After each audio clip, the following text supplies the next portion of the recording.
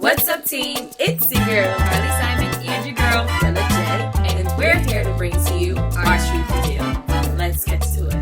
So today, we are going to be talking about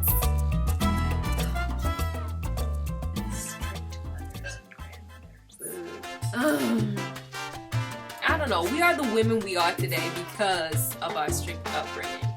And we just want to talk about a few instances and a few examples in our life, throughout our life that, give you kind of an idea of what we went through. Saying went through like it wasn't for our betterment. Jitters. She was serious. I remember one time I was on the phone talking to my best friend at the time. And again, we're not supposed to be on the phone. And she's like, the phone rings, she's picking it up. Because technically, if the phone rings, it's her house. And she's paying the bill. And anybody is calling for her. Because what am I doing? The phone is not for recreation. It's not for recreation. It's not for recreation. It's for business. It's for business. Sister, you remember that? I'm glad you remember that. I didn't remember that, but I'm glad you remember that. So my friend called me one day. Excuse my language. I am quoting. So my friend called me. We're talking. What have you? My grandmother, meanwhile, is on the phone. I know she's on the phone. She says to my friend, "You do your homework yet?" My friend was like, "Yes, ma'am." She says to her, "You wash your drawers yet?" I was like, "What?" I said, I'm gonna call you back.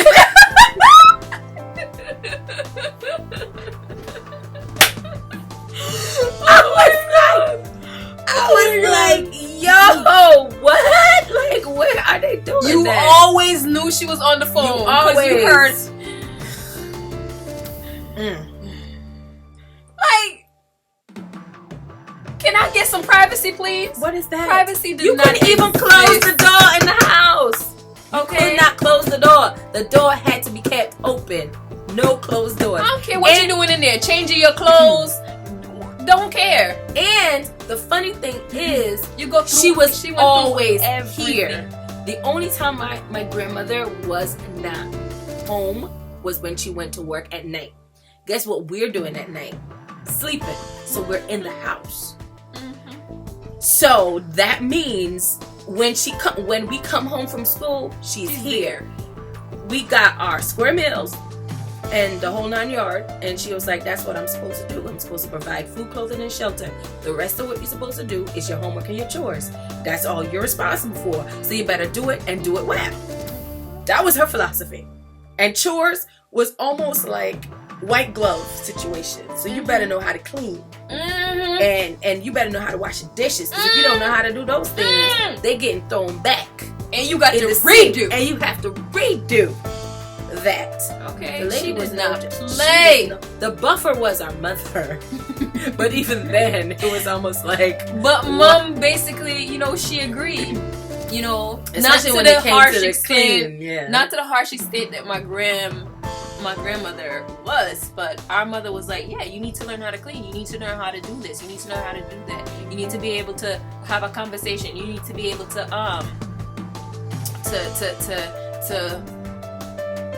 know when you leave this house, you can take care of yourself." That was their job as parents, to teach us how to take care of ourselves. Girls. Yeah. So and they're old school, and so are we because of it. And now that one of the things though that I appreciate my grandmother for, two things. When I was leaving to go off to college, I remember my mom saying to me, "I know I don't have to worry about you when you go off to school. I know that. I know that you're gonna pick good friends," which I did. What happened? Nothing. Which I did, and she also, my grandmother also, we were having a conversation after I graduated from college, and she said to me, she apologized basically for how she raised us, and she literally said, "I just didn't know any better. You guys were good kids, but I just did not know any better. I did what I learned how to do." And from that conversation, I was able to the takeaway for me was the method is good. There is madness, but the method is good. And if the Lord ever blesses me to have children, I'll put a tweaking to it because it was a bit much. But I understood the guide, because when I went to college and I was open up to a world of different cultures and different people, I literally called my grandmother and told her thank you. I literally called her and told her thank you. I knew how to take care of myself. I knew how to, be presentable in whatever arena I was presented. I knew how to be a lady. I knew how, I carried myself with such, I can't think of the word right now because my brain isn't working. But I carried myself with very high expectations and very high standards, and not wasn't perfect, but for the most part, I was who I left this house to be, in terms of carrying on a specific behavior and expectation as a female.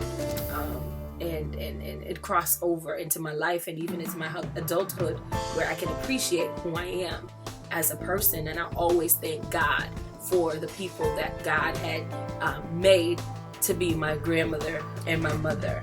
Our confidence, how we carry ourselves, all of that comes from what they taught us. It's not, you could look at us and think we're conceited, because one, we're the type of women, because of what they taught us, we don't suffer fools. We're not, if you're gonna come at us, you have to come correct. We're not, one of the things that we do, we are very guarded. They taught us how to be very guarded. So we don't have a lot of things to look for. So you should be. So we don't have a lot of friends, and we don't have a lot of people coming into our space. We don't, and one of the things is there's a strength of character that I am offended when somebody tries to tell me who I should be. I get offended. Like, that is the worst thing you can do. Like, you can make a suggestion, or you can make, you can. If I'm but if I'm being a horrible person, I got my conscience and the my mother and my grandmother in my head saying, "Sweetie, come on," But you are not going to tell me. I don't need someone else outside of myself. I don't need someone else outside of my conscience letting me know the kind of person I should be.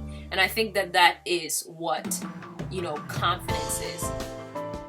It's not necessarily looks or exterior or anything like that. Confidence is knowing who you are, being who you are, and showing the world who you are. That's what confidence is, and we took that away from our upbringing. Absolutely. And a lot of their personality traits, we took from them because even we admire them, even though they were tough women, tough. We took a lot of their personality traits from them because we admire the women that they were. We do admire them. Looking at our grandmother, everything she went through to make sure that we are who we are, you can't help but be like, dang, that is a strong sister. That's amazing. That's an amazing woman. Okay? And our mother as well. The both of them raising us and the things that our mother taught us, because I remember being in high school and in middle school and there was this particular girl. She just didn't like me for some reason. I don't know why. Not that it mattered to me at all. It didn't. But she just did not like me for some reason. And I remember in high school, it got to the point where, I'd walk by her and I'd hear her say, ew, ignore her, because it did not matter. It really didn't matter. Stuff like that bounces off me. It does not, what you think of me is not what I think of me. And I don't need you to feel good about myself, and basically what they taught us. So I remember not being able to stand it anymore. I then turned and said, ew. You know, like, just like it didn't matter to you that I said that, it doesn't matter to me that you said that to me. It does not matter. You know what I'm saying?